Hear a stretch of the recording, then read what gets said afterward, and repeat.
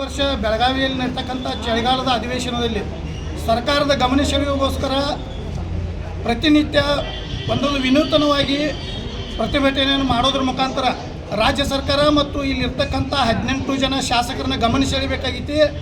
ಯಾಕಂತಂದ್ರೆ 40 ವರ್ಷಗಳಿಂದ ಜಿಲ್ಲೆಗೆ ಬೇಡಿಕೆ ಇದೆ. 40 ವರ್ಷ ಕಳೆದರೂ ಇನ್ನೂವರೆಗೆ ಯಾವುದೇ ಸರ್ಕಾರ ಬಂದರೂ ಕೂಡ ನಮ್ಮ ಜಿಲ್ಲೆಯನ್ನು ಬೆಳಗಾವಿಯಿಂದ ವಿಭಜನೆ ಮಾಡಿ ಚಿಕ್ಕೋಡಿ ಪ್ರತ್ಯೇಕ ಜಿಲ್ಲೆಯಾಗಿ ಘೋಷಣೆ ಮಾಡಿಲ್ಲ.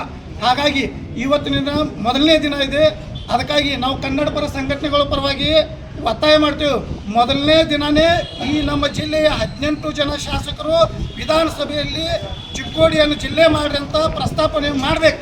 ಒಂದು ವೇಳೆ ಈ ರೀತಿ ಇವತ್ತು ನಾಳೆ ನಾಡಿದ್ದು 3 ದಿನಗಳವರೆಗೆ ವೇಟ್ ಮಾಡ್ತೇವೆ, ಕಾಯ್ತೇವೆ. 3 ದಿನಗಳವರೆಗೆ ಯಾವ್ಯಾವ ಶಾಸಕರು ಪ್ರಸ್ತಾಪ ಮಾಡ್ತಾರೆ, ಚಿಕ್ಕೋಡಿ ಜಿಲ್ಲೆಗೆ ಯಾರ್ಯಾರ್ದು ಬೆಂಬಲ ಇದೆ ಅನ್ನೋದನ್ನು ನಾವು ಕಾಯ್ತೀವಿ.